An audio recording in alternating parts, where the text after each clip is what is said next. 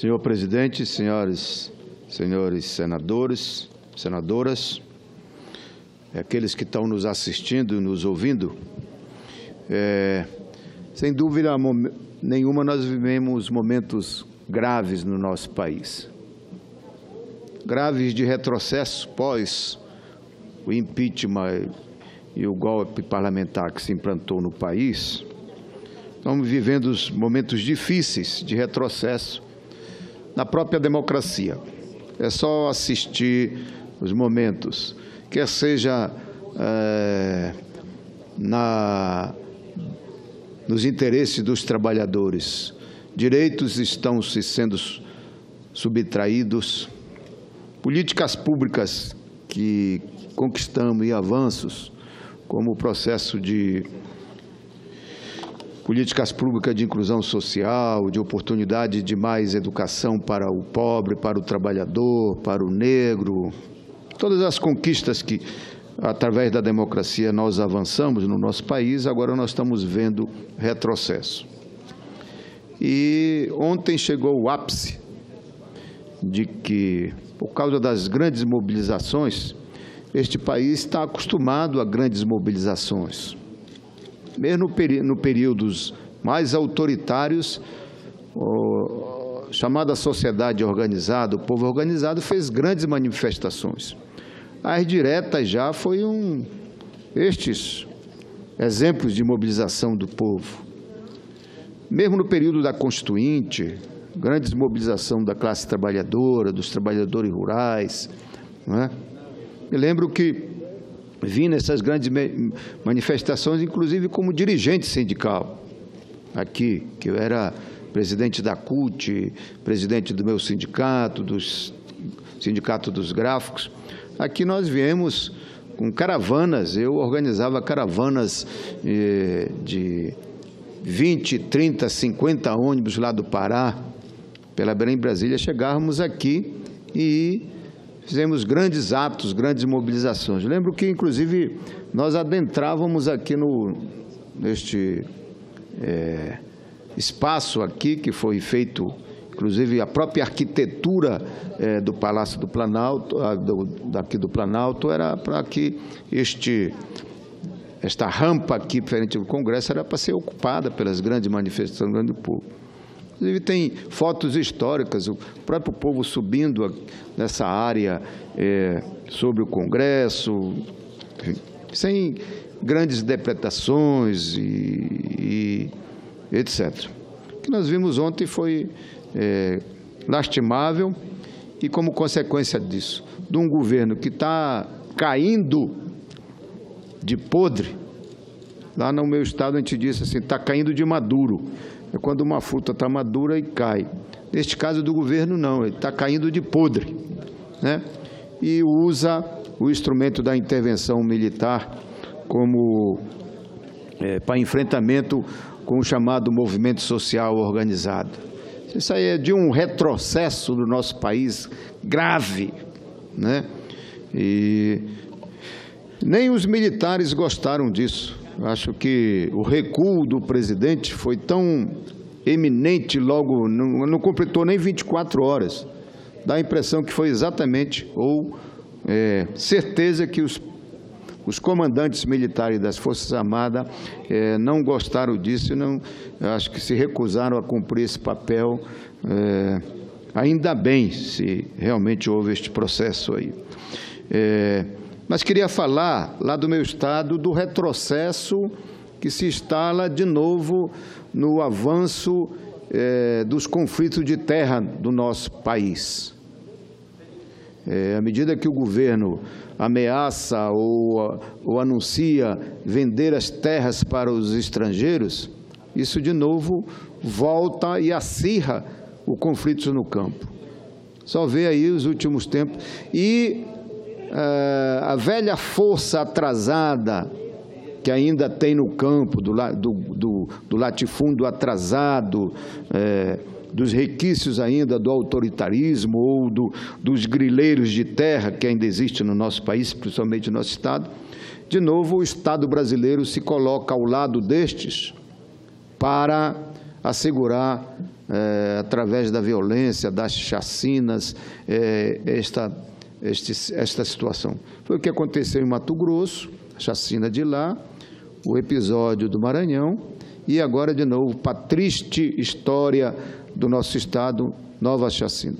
Depois de 21 anos da chacina do Carajás, que assassinou dezenas de trabalhadores e trabalhadoras rurais, agora, de novo, vem este problema. Ontem, em plena mobilização dos trabalhadores aqui em Brasília. É impressionante que, passados 21 anos do mais sangrento massacre dos trabalhadores rurais, por conta da disputa de terras, o massacre do Eldorado de Carajás. Os governantes utilizem os mesmos métodos violentos para proteger o latifúndio e reprimir a luta dos camponeses.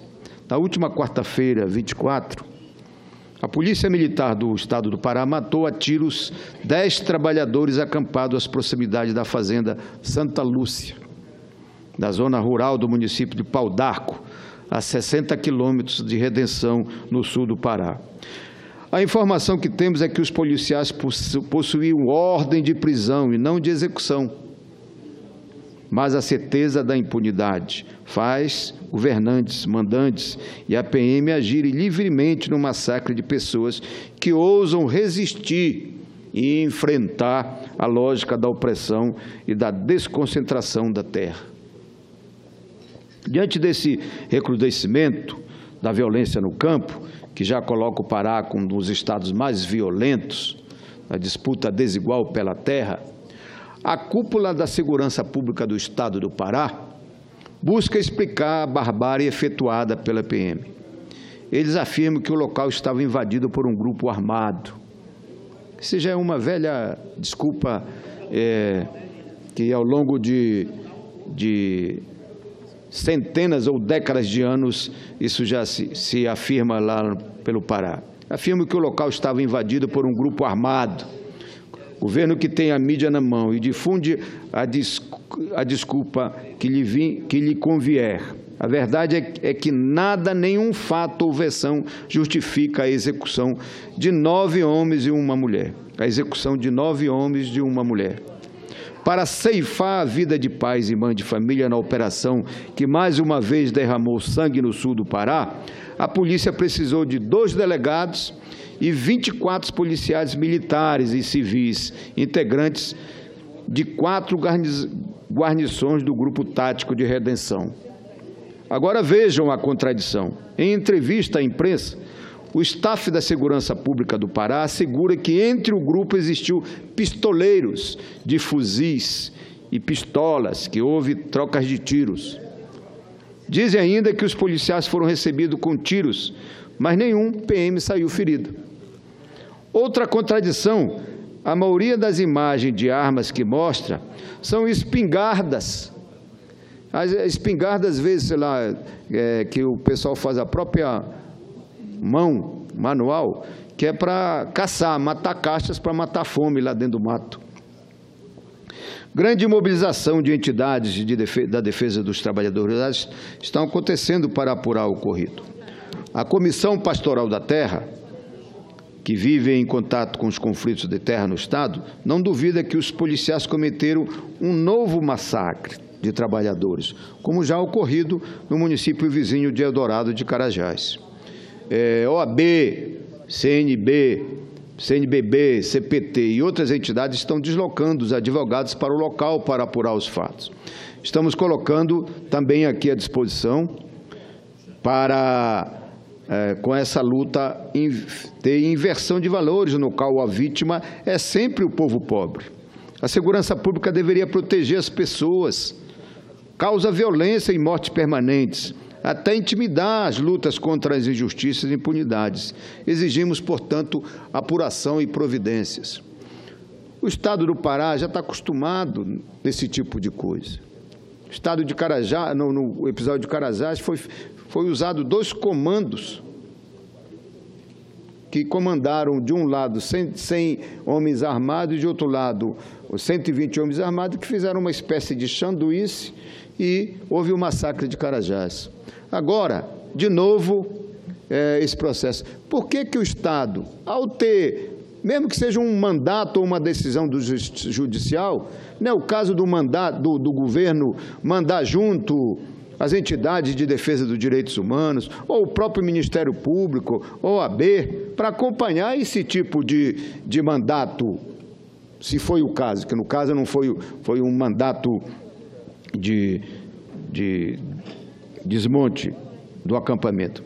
E em tempo de governos golpistas, a situação tende a piorar com os desserviços dos que não têm compromisso com a vida e com os direitos humanos. A política deles é chamar a Força Nacional, extinguir a ouvidoria agrária nacional e tentar intimidar a luta e a conquista dos movimentos dos trabalhadores sem terra. Dados da Comissão Pastoral da Terra apontam que 103 mortes no campo no estado do Pará nos últimos 10 anos. E no Brasil, só este ano de 2017 já foram assassinadas 26 pessoas em conflitos fundiários. O Pará lidera o número de mortes no campo, seguida de Rondônia, com 66 homicídios, o Maranhão com 44. O ano passado foram identificados 1.079 conflitos de terra em todo o país, o mais alto dos últimos 32 que este levantamento é realizado. O Judiciário se mostra inoperante a estas questões. Conforme dado do Movimento Sem Terra, 70% dos inquéritos policiais relacionados à violência no campo estão paralisados. O aumento dos conflitos mostra que os latifundiários apontados como os autores dos crimes não temem o poder público. Por tudo isto, senhoras e senhores senadores, proponho que o Senado crie uma comissão especial para apurar todas as informações a respeito do conflito no campo, dos conflitos, os avanços de terras indígenas, estes conflitos que agora culminaram com as assassinas de Mato Grosso do Sul, o ataque aos indígenas no Maranhão e agora essa nova chacina no estado do Pará, lá no município de Pau d'Água. Esta casa, portanto, representação da Federação Brasileira, tem como forma de sinalizar que não compactua com esse processo de eliminação das lideranças camponesas que lutam para desconcentrar a terra e assegurar o direito de produzir alimento para a mesa do povo brasileiro. Era esta, senhor presidente, as denúncias e mais, repito, exemplos de retrocesso que nós conquistamos no nosso país, dado ao golpe e à implantação de um governo ilegítimo, que a solução é realmente o povo na rua brigando por direta já para poder, senador, a partir dessas eleições, surgir um governo legítimo que resolva os problemas do nosso país, tanto os problemas políticos, problemas econômicos e problemas de direitos humanos. Senador Paulo Rocha, Vossa Excelência me concede uma parte? Tem a parte? Pois não. Eu, senador Paulo, quero me solidarizar com Vossa Excelência. Acho que sei que o Brasil inteiro está de luto, mas além do povo brasileiro, o povo paraense tem sido o mais penalizado de todos. Infelizmente, mais uma chacina acontecida no estado do Pará e envolvendo a luta pela terra, de grileiros fortes, gente muito rica, contra trabalhadores muito simples, que nada mais fazem do que lutar por um direito à terra e poder plantar, poder produzir, para com muita dignidade, com muita honestidade, sustentar as suas famílias. As imagens sobre esse massacre, que vitimou 10 trabalhadores, 9 homens e uma mulher, é algo assim que penaliza a todos, senador Paulo Rocha. E o pior, o que eu percebo, é que cada vez mais, eu me lembro muito do presidente José Sarney, quando presidia o Senado Federal, que ele, como presidente da Casa, muitas vezes deixava aquela cadeira, senador Paulo Rocha, ia à tribuna para falar das estatísticas sobre as mortes violentas acontecidas no Brasil. A vida no Brasil está sendo banalizada. Então, sem dúvida nenhuma, é preciso que medidas sejam tomadas. Eu me lembro aqui, e Vossa Excelência sabe, porque militou muito com o companheiro Paulo Fonteles, um militante, advogado dos trabalhadores sem terras, que morreu de forma violenta, foi assassinado. E que a gente achava, senador Paulo Rocha, que a partir da reconquista da democracia, a partir da evolução da sociedade, fatos como o que aconteceu em Carajás, em tempos passados, seriam fatos passados, de triste lembrança e triste memória. Mas, infelizmente, estamos diante de mais um massacre. 10 vidas, as imagens mostrando aquelas pessoas ali colocadas, jogadas como se fossem objetos, é algo de doer o coração. Eu sei que logo mais Vossas Excelências estão indo ao Alto Comissariado das Nações Unidas para fazer uma representação, pedir apuração. Quero me disponibilizar para estar ao lado de Vossa Excelência, senador Paulo, no que for preciso, porque nós precisamos denunciar cada vez mais para que fatos como esse não se repitam, porque ou nós denunciamos ou o poder público toma ciência e toma as rédeas na mão para parar essas barbaridades, ou os 10 de amanhã se transformarão em mais 10, em mais 15, mais 20, mais uma centena e mais milhares de brasileiros e brasileiras que têm perdido a vida de forma tão bárbara. Então, minha solidariedade a Vossa Excelência, senador Paulo, a todo o povo do Pará. Muito obrigada. Ouço o senador Medeiros. Senador Paulo Rocha, quero lhe parabenizar por trazer esse assunto aqui, que é um assunto sério. Ontem nós, por exemplo, falávamos de patrimônio quebrado aqui, mas Vossa Excelência traz um assunto muito mais sério, que é a questão da violência no campo. E eu vejo que ela não tem como terminar se a gente não se debruçar bravamente na questão da regularização fundiária. Eu cheguei aqui em 2015 e tive várias reuniões com o então ministro Patros Ananias, porque nós temos problemas no campo, desde a questão dos já assentados, que tem dívidas muito grandes, individualização problema de infraestrutura nos assentamentos. Exatamente, nós temos verdadeira favelização do campo. Então, esse desafio é muito grande de poder a gente fazer essas regularizações fundiárias, porque, por vezes, é briga até entre pessoas que estão brigando ali pelo domínio da terra. Outras vezes são grandes conglomerados que verdadeiramente contratam capangas para dizimar pessoas, mas é um problema sério. E Vossa Excelência, com a propriedade que tem, o tanto que conhece, tem estatura para falar desse tema e para ajudar a resolver. Eu vejo que, desde a época do Sarney, no Mato Grosso, inclusive, teve o ministro Dante de Oliveira, que tinha sido responsável pelas diretas já, ele foi colocado como ministro da Reforma Agrária. Mas mesmo como um ministro lá de Mato Grosso, nós lá não vencemos esse desafio ainda. Recentemente, acho que Vossa Excelência ficou sabendo que lá em Mato Grosso teve também uma chacina. As pessoas morreram barbaramente com facões cravados na cabeça, nas costas. Então, lhe parabenizo por trazer esse assunto à baila. Eu penso que todos os governos tentaram resolver e esperamos que daqui para frente essa possa ser uma pauta que possa ser colocado todas as forças no sentido de resolver. Nós colocamos lá na bancada de Mato Grosso 60 milhões das nossas emendas, toda a bancada, para tentar resolver esse problema que é de todo o país. Muito obrigado. Senadora Grace e depois senador Lindbergh. Obrigada, senador Paulo Rocha. Eu, na realidade, queria também me solidarizar com Vossa Excelência, com as famílias dos sem-terras que foram assassinados barbaramente agora lá no Pará.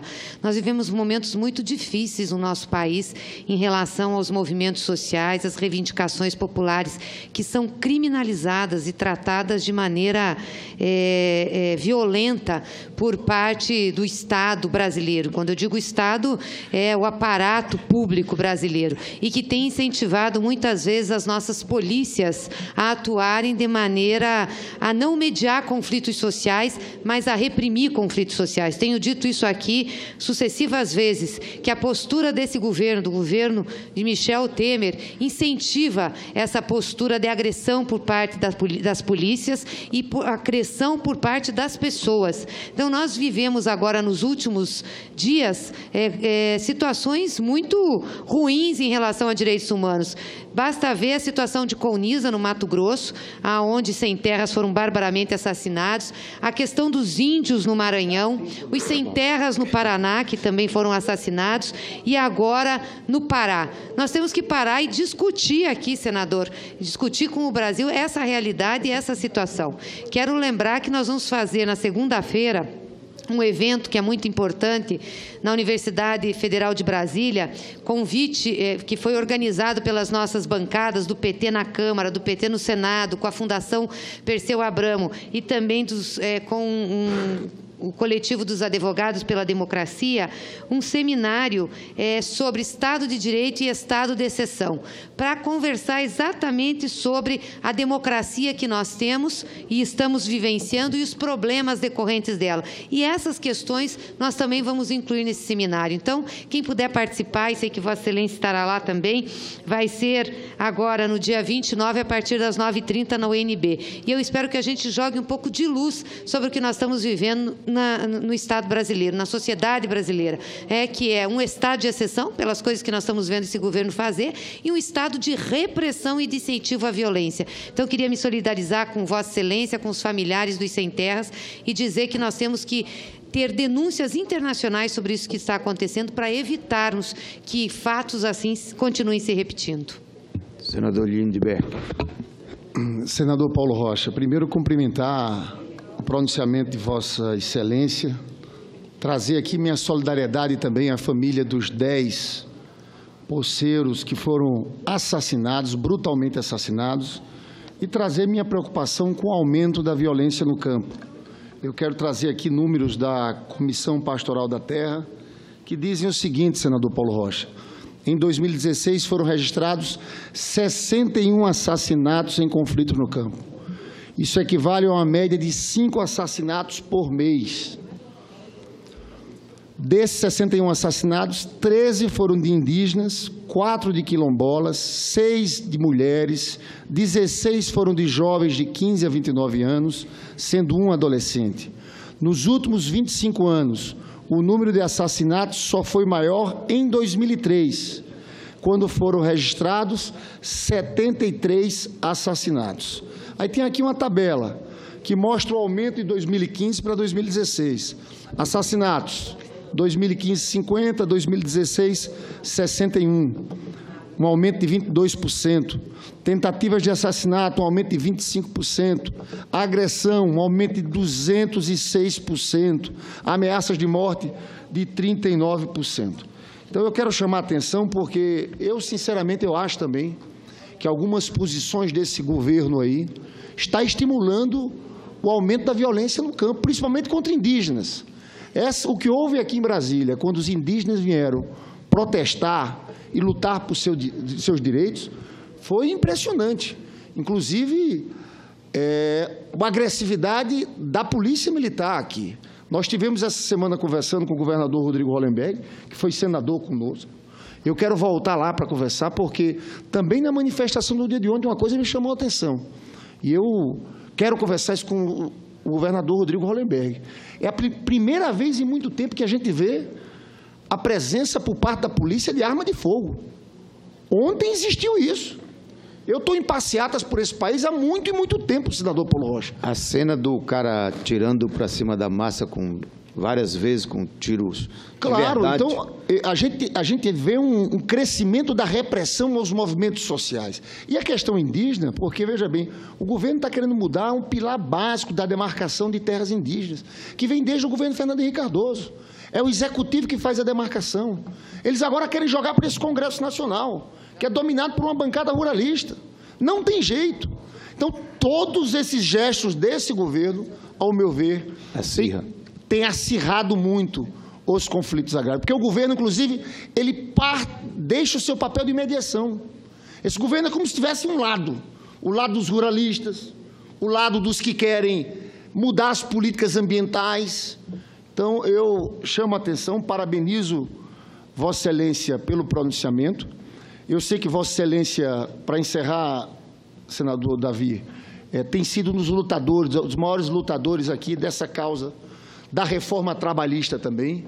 Eu queria só trazer uma opinião aqui sobre a reforma trabalhista, para encerrar a minha participação. Tem um ponto aqui que é extremamente cruel, senador Paulo Rocha, que é a permissão da figura do autônomo exclusivo. O que é isso? É transformar o trabalhador que recebia, trabalhando 8 horas por dia, 44 horas por semana, ou seja, ele tinha uma vinculação, transforma em pessoa jurídica. E ele não tem mais direito a 13º, não tem direito a férias, não tem direito a fundo de garantia por tempo de serviço. Essa reforma trabalhista é isso. Está acabando com férias e 13º. E eu vejo qual a autoridade desse Senado Federal, que tem 2 meses de férias. Qual a autoridade do Ministério Público, do Poder Judiciário, que tem 2 meses e meio de férias, que recebem salários acima do teto? Tem juiz que recebe R$60 mil, tem juiz que recebe R$70 mil. Pois bem, aí somos nós, senadores, que vamos acabar com a 1 hora de almoço, reduzindo para meia hora. Qual a autoridade nossa aqui para aumentar a jornada diária de 8 horas por dia, porque hoje é 8 horas por dia, para 12 horas. Então, senador Paulo Rocha, nós vamos lutar muito contra essa reforma trabalhista. Eu cumprimento muito a sua atuação, tanto no plenário quanto nas articulações de bastidores que aqui é necessário ser feito dentro desse Senado Federal. Vossa Excelência tem jogado um papel de extremo destaque nessa batalha. Muito obrigado. Queria agradecer aos colegas e incluir no meu pronunciamento os seus apartes e dizer, senador Lindbergh, na questão da relação trabalhista, está muito claro que tem uma concepção por trás dela. No conjunto, qual é a concepção? É desorganizar o que há desorganizado na luta da classe trabalhadora. É desmontar a organização sindical. O que foi que a organização dos trabalhadores fizeram ao longo de séculos? Se organizar para equilibrar em relação capital e trabalho. À medida que vem a proposta de contratos autônomos, negociação individual, é para enfraquecer a luta dos trabalhadores. Já com o sindicalismo forte, as centrais sindicais fortes, é preciso uma luta muito grande para equilibrar a relação capital e trabalho e assegurar a justiça dentro da fábrica, dentro dos... Imagina a negociação individual, a negociação autônoma. Isso aí é uma presa fácil, a mão de obra perante a força do capitalismo. Portanto, nós temos que ficar atento a isso. E em relação ao campo, em relação ao que a companheira Gleice falou, eu acho, Gleice, que o nosso debate lá sobre essa questão jurídica, estado de exceção, os atrasos, etc., nós tínhamos que também, no debate lá, colocar o IVS, que nestes momentos de exceção, nos momentos de governos autoritários, para assegurar o seu projeto de Estado brasileiro, eles incriminam aqueles que lutam. Então, a tal da incriminalização dos movimentos sociais da luta. Nós temos que ficar atentos, porque é isso que eles fazem. Para justificar a presença do Exército ontem, usaram como se fosse a culpa dos trabalhadores o processo de mobilização e de luta contra qualquer retirada de direitos da democracia. Lá no Pará, me acostumei a enfrentar essa questão, porque lá este processo de repressão nos conflitos de terra, o processo é selecionado. Quando eles vão para estas ocupações, para essas coisas, eles já vão com o nome do chamado líder. Quem é o líder aqui? Eles já vão com a listagem, que é para eliminar a liderança. Lá é um processo seletivo de eliminação. Nesses últimos tempos, com a minha luta sindical, minha luta de deputado federal, de senador, assisti. Foram cerca de 660 líderes sindicais que foram eliminados na bala do latifúndio ou a bala da PM, um Estado a serviço dos grandes.